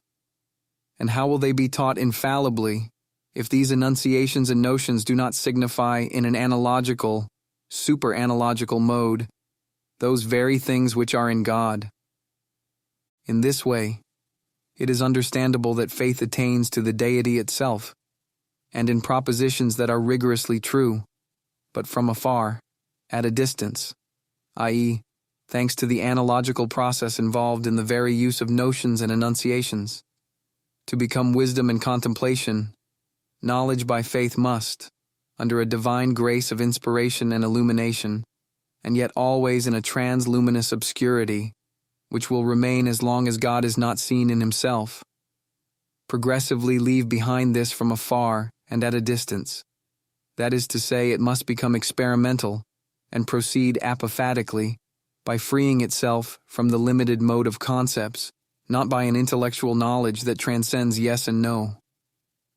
but by a passion of divine things that tastes and touches by way of the no, the infinite depths of the yes.